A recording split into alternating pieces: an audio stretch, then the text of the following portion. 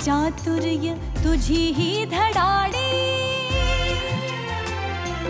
आकाश पाठीवरी झेप वेडी, मनातील स्वप्ने साकार करता तुझ्यातील स्वत्वास येते उभारी। तुझे चांदण्याचे आकाश हळवे तू पेलून धरतेस क्षितिजास भाळी। तुझे चंद्र तारे उजळती मनाना तू सावित्री होतेस।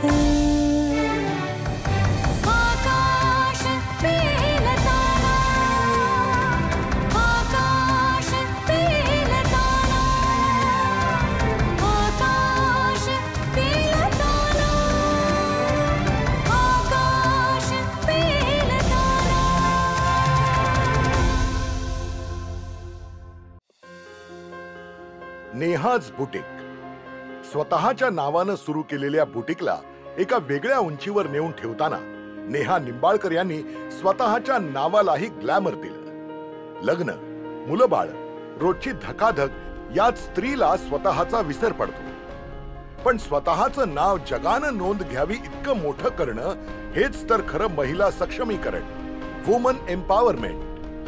पतीनं दिलेल्या 7,500 व्यवसाय उभा केला खरा, पण पुढे व्यवसायासाठी घेतलेल्या लोनचे हप्ते भरताना नाकी 9 येत होते। पण बघता बघता व्यवसाय वाढू लागला। संपदा कुलकर्णी, सोनिया परचुरे या कलाकार मैत्रिणींची मदत झाली। एका खासगी वाहिनीनं मोठं कॉन्ट्रॅक्ट दिलं। अनेक सेलिब्रिटी येऊ लागले। कस्टमाइज्ड उत्पादनं बनवणं ही नेहा निंबाळकर यांची खासियत। डिझायनर दुपट्टे, आकर्षक रंगसंगती असलेल्या ड्रेस मटेरियल्स, कुर्ती बनवणं हे ओघानं आलंच। व्यवसायात भरारी घेत असताना नेहा निंबाळकरांचे पाय मात्र जमिनीवर होते। म्हणूनच तर सामाजिक बांधिलकीच्या भावनेतून त्या दरवर्षी विशेष मुलांसाठी क्रिकेट स्पर्धेचं आयोजन करतात। हा सगळा प्रवास नक्कीच प्रेरणादायी आहे। नमस्कार, तिचे आकाश पेलताना ह्या कार्यक्रमात मी अरुंधती भालेराव आपल्या सगळ्यांचं सहृदय सहर्ष मनपूर्वक स्वागत करते। आकाश पेलताना ह्या कार्यक्रमाच्या माध्यमातून विविध मैत्रिणींना आम्ही सातत्याने भेटतोय। माता, पत्नी, भगिनी, आई अशा विविध भूमिका साकारताना ती व्यवसाय सुद्धा किती कौशल्याने सांभाळते, कुटुंबाला सांभाळताना स्वतःच्या मर्यादा जपताना किती वेगळ्या स्तरावर काम करते हे वेगवेगळ्या मैत्रिणींशी गप्पा मारताना सातत्याने आम्हाला जाणवत आहे। आज सुद्धा आमच्या स्टुडिओमध्ये अशीच एक मैत्रीण आलेली आहे, जिचं काम हे वेगवेगळ्या क्षेत्रात असलं तरी सुद्धा ती उत्तम गृहिणी आहे, उत्तम मैत्रीण आहे, उत्तम उद्योजिका आहे आणि ते करताना सामाजिकतेचं भान सुद्धा तिनं जपलंय। शेपूटवाल्या मित्रांसाठी तिचं डॉग वर्ल्ड आहे, तिचं स्वतःचं बुटीक आहे ज्याच्यामध्ये वेगवेगळ्या पद्धतीचे डिझायनर ड्रेसेस ती ठेवते। त्याचप्रमाणे ती रोटरियन आहे, रोटरीसाठी खूप काम करते। हे करत असताना अंध विद्यार्थ्यांसाठी ती क्रिकेटच्या टुर्नामेंट्स घेते। एवढंच कमी की काय, दिव्यांग विद्यार्थ्यांसाठी सुद्धा ती वेगवेगळे खेळांचे इव्हेंट्स घेते। अशी ही आमची सखी नेहा निंबाळकर आज आपल्या स्टुडिओमध्ये आहे। नेहा, आमच्या तिचे आकाश पेलताना या कार्यक्रमात तुझं मनपूर्वक स्वागत करते। नमस्कार अरुंधती, थँक्यू सो मच। आणि तुझा अवकाश खूप वेगवेगळ्या कार्यक्षेत्रांनी व्यापलेला आहे याची आम्हाला कल्पना आहे। अगदी सुरुवातीला प्रश्न असा आहे की नेहा बुटीकची सुरुवात तुला का करावीशी वाटली आणि ही कल्पना तुला कशी सुचली? अरुंधती, कसं आहे की मी एका मध्यमवर्गीय कुटुंबातून आलेली मुलगी होते आणि लग्नानंतर सरकारी नोकरी करत होते, पण मुलीचा जन्म झाला आणि मग घरच्यांना असं वाटायला लागलं की घरी बसूनच जर एखादा व्यवसाय करता आला तर बरं होईल। माझ्या बरोबरीचीच नणंद होती घरी आणि मग त्या दृष्टीने आम्ही दोघींनी मिळून काही कपडे डिझाईन करायचं असं ठरवलं आणि त्यावेळेला माझ्या नवऱ्याने मला 7,000 रुपये दिलेले होते आणि मग आम्ही दोघींनी जाऊन काही शॉपिंग केलं, आणखीन त्याचे ड्रेसेस बनवले. ते म्हणजे अगदी म्हणावं तर एक 15 दिवसातच सगळे विकले गेले. आमचे शेजारी पाजारी मित्रमैत्रिणी वगैरे सगळे. तर हुरूप एवढा वाढला ना की मग पुन्हा पुन्हा ते आम्ही करत गेलो. आणि मग अशा एका स्टेजला आलो की अरे जर का आपण केलेले कपडेपट जो काही आहे तर तो सगळ्यांना आवडतोय, तर आपण एखाद्या गाळा घेऊन का नाही बुटीक सुरू करावं, स्वतःच बुटीक आपला एक ब्रँड करून का नाही सुरू करावं. आणि मग अशा तऱ्हेने त्या नेहाज बुटीकची सुरुवात झाली. म्हणजे खरं म्हणजे नवऱ्याने दिलेल्या 7,000 रुपयांमुळे एक ताकद आली, आर्थिक बळ तर आलंच, पण कुटुंबातली मदत नंडेच्या माध्यमातून मिळाली आणि त्यामुळे नेहा बुटीकचा जन्म झाला असं म्हणायला हरकत नाही. पण मग नेहा बुटीक म्हणजे कपड्यांच्याच व्यवसायाकडे तुला का जावंसं वाटलं? तुझ्या माहेरी कसं वातावरण होतं? माझं माहेर म्हणजे मुंबईतल्याच घाटकोपरचं. पण म्हणजे मी म्हटलं तसं की आम्ही तसं मध्यमवर्गीय परिवार होता आमचा. पण तर ते असताना सुद्धा जे काही कपडे आपण घातले जायचे ते अप्रिशिएट व्हायचे, म्हणजे साधेच असायचे म्हणा, पण आपलं ते त्यातनं एक जाणवलं की आपला जो चॉईस आहे तो लोकांना आवडतो. अरे वा, तू घातलेलं किती छान आहे असं कोणी सहज म्हणायचं. तर त्याच्यामुळे असं वाटायला लागलं की आपण ह्या फील्डमध्ये काहीतरी करू शकू. आणखीन बऱ्यापैकी कापडाची जाण होती, रंगसंगतीची माहिती होती आणि मुंबईसारख्या शहरात राहिल्यामुळे ते सगळं अवेलेबल पण होतं की जे आपल्याला करायचं आहे. तर त्या दृष्टीने ती बाजारपेठ पण होती आणि म्हणून असं विचार केला की नाही आपण ह्या लाईनमध्येच म्हणजे काही करावं. तसं म्हटलं ना अरुंधती, तर मी कबड्डीची राष्ट्रीय खेळाडू होते. रुईया महाविद्यालयातनं माझं शिक्षण झालेलं आहे. तिकडनं मी इकॉनॉमिक्सची पदवी घेतली आणि नंतर मराठी वाङ्मयातनं मी MA सुद्धा केलं. पण हे सगळं करत असताना सुद्धा असा एक वेगळा व्यवसाय आपण सुरू करावा असं मनापासून वाटलं. म्हणजे किती दोन भिन्न ना, की कबड्डी आणि कपडे म्हणजे अगदी वेगळ्या गोष्टी दोन. पण घरातनं थोडंसं मार्गदर्शन मिळालं किंवा थोडासा आधार मिळाला आणि तू ह्या कपड्याच्या व्यवसायात आलीस. आता सुरू करायचं ठरवल्यानंतर त्याची काहीच माहिती नसेल कदाचित, मग कशा प्रकारचा संघर्ष बुटीक सुरू होईपर्यंत करावा लागला? सुदैवाने काय झालं की माझ्या शेजारी एक डिझायनर राहायला आली आणि तिने अहमदाबादच्या इन्स्टिट्यूटमधून प्रॉपर शिक्षण घेतलेलं होतं. तर माझं मूल लहान असताना मी तिच्याकडे जाऊन बसायचे आणि मग ते तिचे जे सगळे स्केचेस वगैरे बघायचे किंवा काय. तर तिला जेव्हा असं लक्षात आलं की माझी ही आवड आहे, तर ती म्हणाली की मी तुला मदत करेन प्रॉपर बुटीक सेटअप करायला वगैरे सुद्धा, आणि म्हणजे मग मी तुझ्याबरोबर काम करायला तयार आहे. तर तो एक म्हणजे काय म्हणायची एक संधीच चालून आली ना की कोणाला तरी त्याची माहिती आहे आणि ती आपल्या बरोबर काम करायला तयार आहे. तर मग अशा तऱ्हेने तिची पण साथ संगत लाभली आणि आम्ही ते मग सुरू केलं. पण आता ते कटिंग आणि मग कुठल्या प्रकारचा ड्रेस तयार करायचा, ते डिझाईन कसं असलं पाहिजे, प्रत्येक वेळेला क्रिएटिव्ह विचार करणं, याच्यासाठी मग तू स्वतः मार्गदर्शन घेतलं का, काही स्वतः शिक्षण घेतलं का? नाही, मी तर प्रॉपर शिक्षण घेतलेलं नाहीये, पण आपण एक म्हणू ना की एक नजर असते आपली किंवा काय की कोणी काही चांगलं, तर ते एक होतच. आणखीन दुसरं एक सांगायचं म्हणजे ना, मी 1992 साली ह्या माझ्या व्यवसायाला सुरुवात केली आणि त्यावेळेला नव्याने मॉल्सची सुरुवात झालेली होती मुंबईत. तर मग आपल्याला नवीन काय हे कुठं बघायला मिळेल, मग मी त्या मॉलमध्ये जायचे, 4-8 तास घालवायचे, बघायचे काय चाललेलं, ट्रेंड्स काय आहेत, काय वापरलं जातंय, आणि त्याचा थोडा अभ्यास करून आपलंच थोडं वाचन करायचं, शिकायचं, इकडे तिकडे 10 दुकानांमध्ये जाऊन बघून यायचं. म्हणजे आपण म्हणतो ना सर्वे करून जे असं असतं तसं, म्हणजे स्वतः केल्यामुळे नवीन नवीन गोष्टी कळल्या, माहिती झाल्या.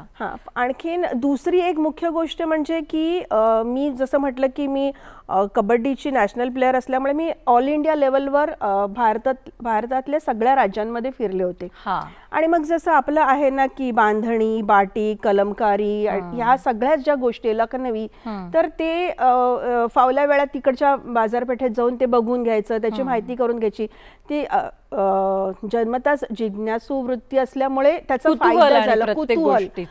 तर त्याचा फायदा झाला असं मी म्हणेन.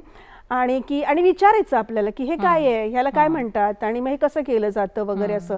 तर त्याचा फायदा झाला असं मी नक्कीच म्हणेन. आणि मग अशा तऱ्हेने ही सगळी पण बाजारात खूप अशा नवीन नवीन गोष्टी येत असतात, म्हणजे सातत्याने तुम्हाला अपडेट ठेवावं लागत असेल स्वतःला.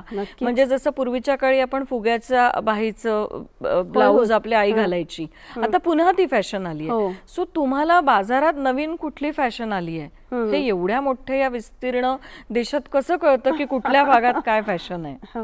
पण मी एक सांगू का की जरी आता अरुंधती म्हटली ना की म्हणजे की नेहमी सारख्याच वेगवेगळ्या फॅशन येत असतात, मी ना जास्त करून एथनिक वरच जास्त भर दिला.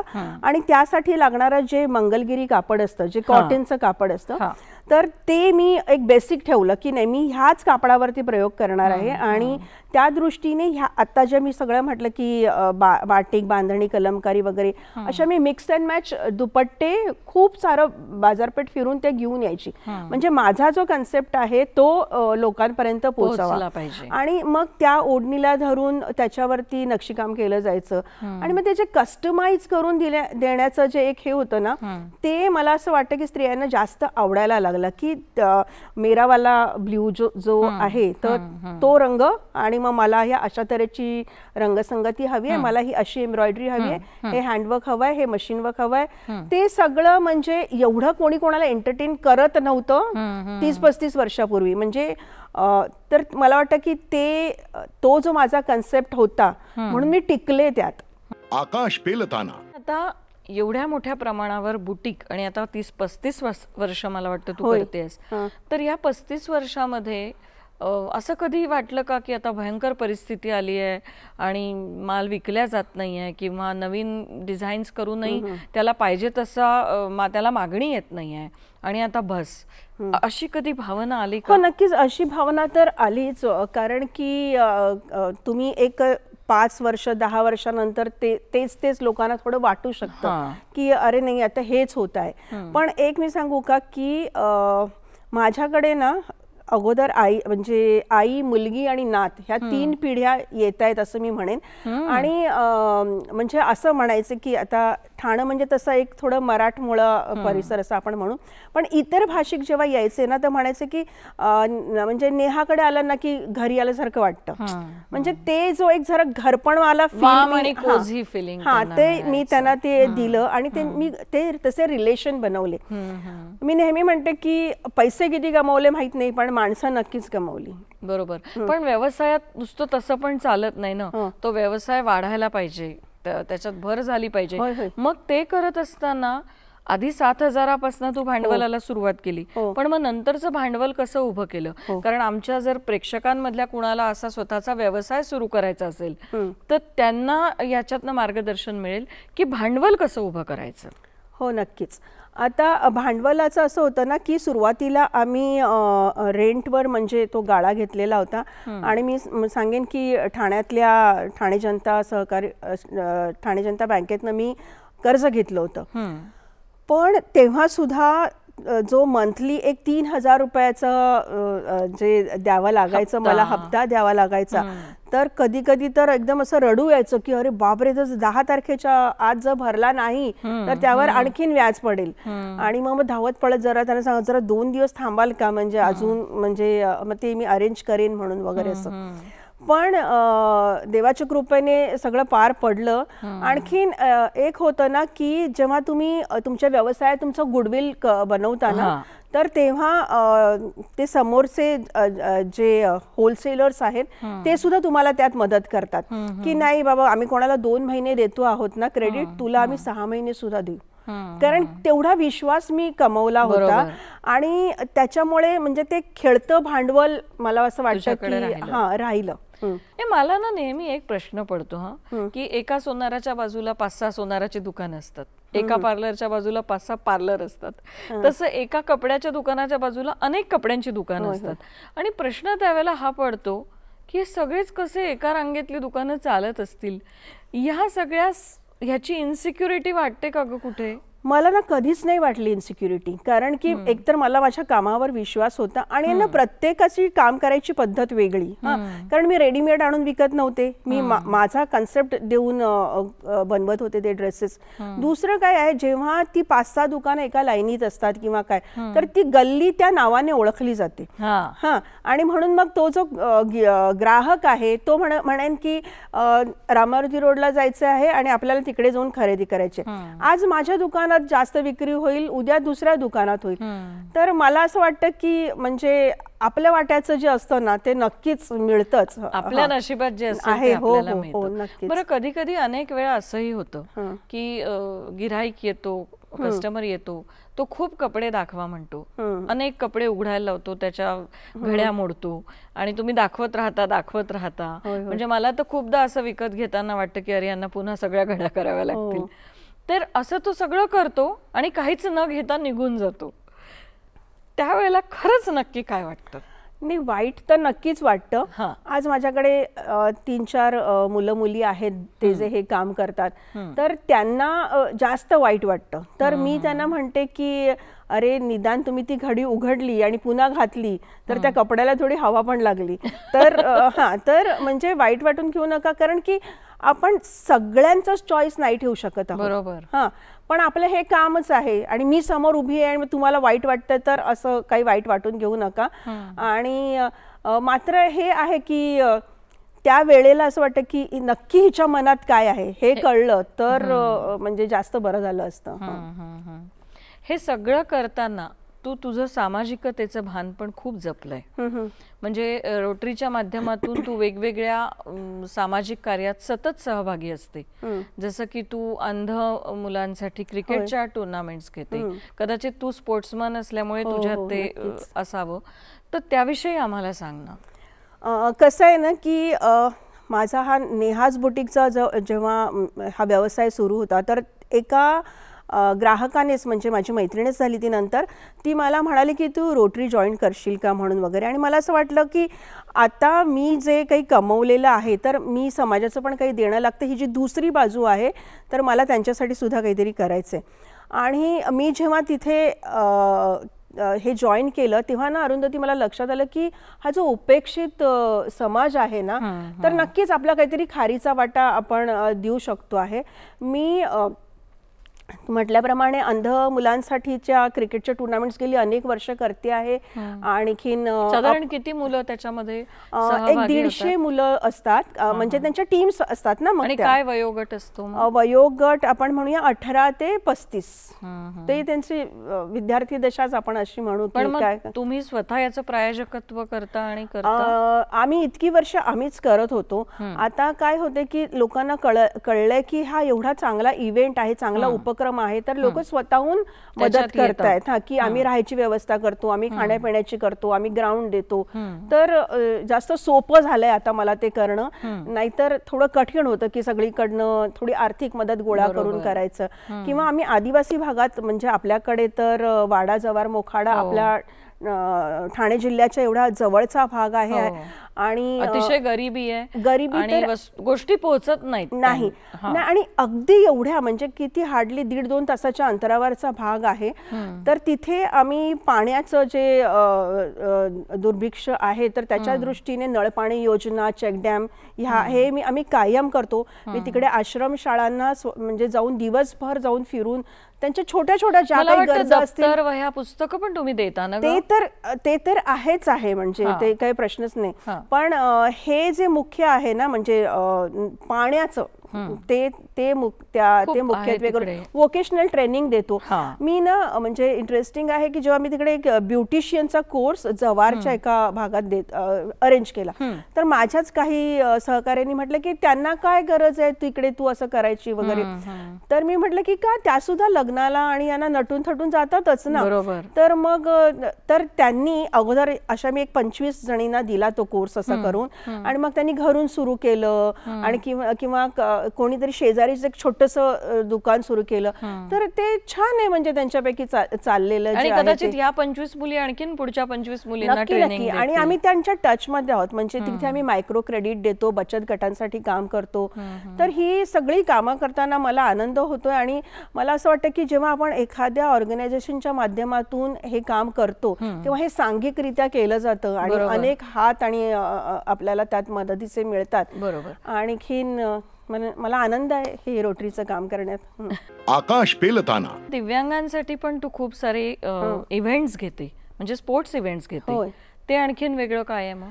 आणि आपल्याकडे ना ठाण्यात एक जवळजवळ 36 म्हणजे स्कूल्स आहेत स्पेशल मुलांचे, आणि मग त्यांच्यासाठी जिल्हा परिषद हे अरेंज करते. म्हणजे त्यांच्याकडे हा प्रोग्राम असतो, म्हणजे जिल्हा परिषदेच्या वतीने तो आयोजित करण्यात. नाही, ते नुसते आम्हाला ते शाळांचे नंबर्स देतात, आम्ही जाऊन सगळं ते बघतो आणि करतो. कोऑर्डिनेशन सगळं तुम्ही करता? हो. म्हणजे मला सांगायला आनंद वाटतो की ठाण्यात दादोजी कोंडदेवला जेव्हा मी ही स्पर्धा पहिल्यांदा घेतलेली होती तेव्हा माननीय श्री अमिताभ बच्चन प्रमुख पाहुणे म्हणून पहिल्यांदा ठाण्यात आले.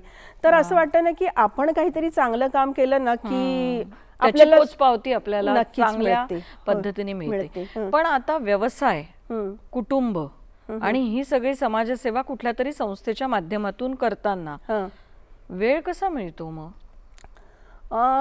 मला असं वाटतं की आपली आवड असेल ना तर तो वेळ म्हणजे आपोआपच मिळतो. अर्थात त्यावेळेला थोडंसं व्यवसायाकडे सुद्धा दुर्लक्ष झालंच, पण तरी सुद्धा म्हणजे घरून सगळा पाठिंबा असल्यामुळे आणि मुख्य आणखीन एक काय माहिती आहे का, मुलांचं शिक्षण अतिउत्तम झालेलं आहे आणि त्यांनी आपापलं करिअर चांगलं केलं, सेटल आहे. तर ती एक जमेची बाजू आहे मला म्हणून वाटतं.